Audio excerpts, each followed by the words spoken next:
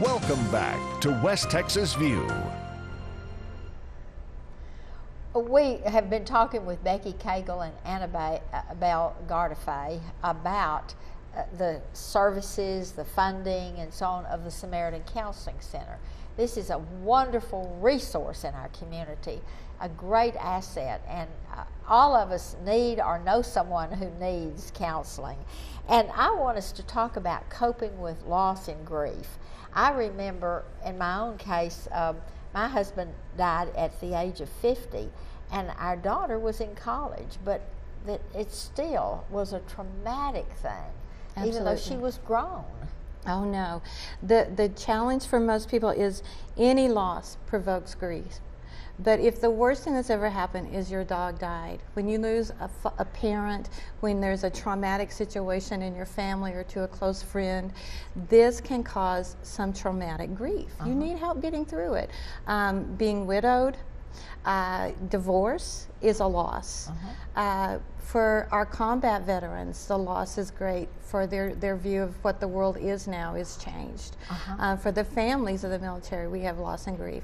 So when you look across, we have suicides and we have fatality accidents, and all of these situations are very important that you get some professional help to get you through it. We find that people get through it much quicker and much more efficiently with professional help. And one of the things that I'd never thought about loss and grief was one of the companies that had an arrangement with us sent several of their employees when they had to downsize, and Yes. these employees were going to lose their jobs. Yes. And they were going through a traumatic change because they'd never been out of work before. Right. And this is a loss. There is grief, there is trauma. It is difficult. Oh, that is. Well, and let's talk a little bit more about the veterans counseling. It's a cause close to my heart because of all the work I've done in trauma. And again, I'd been like little sister to the Vietnam vets, and what we saw was that they weren't getting the help they needed, and many of them are still working to get the help they need. And we've in the field became much more aware that the sooner we start helping them adjust when they get home, the more they're going to be able to cope. That every veteran's coping skills are at different levels depending on their history before the military. But what happens is when you leave here, this is the real world. Then you go to war, the combat world becomes the real world. When you come back, you're now in a third world. This isn't real, and you're no longer here. And so you lose your footing sometimes as to who am I and how do I operate in this reality. And so one of the most important things we do for the veterans is help them get that perspective back and work through the trauma symptoms. And Chris Ray was talking about the flashbacks Yes. that are brought on Yes. with the West Texas dust that reminds them of the deserts of. Yes. Of, One of the sneaky things about PTSD is the sensory information that our brain gathers in survival. So through all five senses, smell, hearing, taste, touch, and seeing, you have visual cues that your brain sets up as danger. A smell, a sound, a taste. For some of the veterans, the tire treads on the roads became IEDs, improvised explosive devices. You combine that with the smell of diesel and sand hitting your windshield, and you're back in Iraq. And so I've had them tell me that they actually were driving in the oil field, and they saw the convoy. They knew it was there. And so we work on how do you separate the danger from the safety, that you're not in Iraq, but these triggers are no longer threatening. So you have to figure out how do you incorporate that into your brain and help your brain know you don't have to have danger at that moment. It's a difficult process. And part of this is educating the whole family?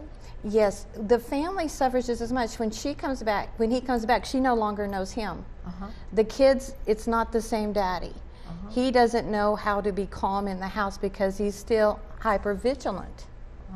A lot of times I'm asking him, where are you keeping your weapon, here or here at night? Is there a weapon between you and the door? Because it's still dangerous. This is a normal reaction to an abnormal circumstance. And the beauty, you just touched on it a minute ago, is that because they've seen the need, they're getting these veterans to a counseling center immediately after coming home rather than wait until they have an explosion. And or we hope. We like that better. We still, now we know they have resources when they have the explosion, and a lot of times that's when I get them. There is just so much about these different things.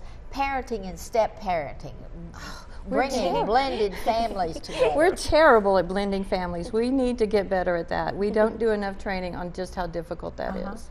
And then we've got, of course, domestic violence and sexual abuse, and that's where you bring in a lot of the play therapy. When a child has been abused or sexually abused, then that helps you.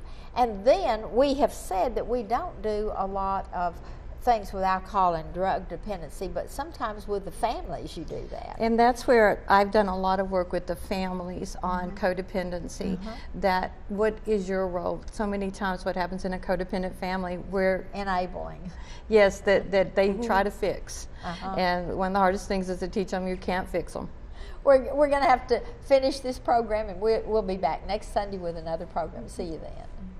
Thanks for joining us for News West 9's West Texas View with Johnny Lou Avery. This has been a public affairs presentation of KWAB TV and KWES TV.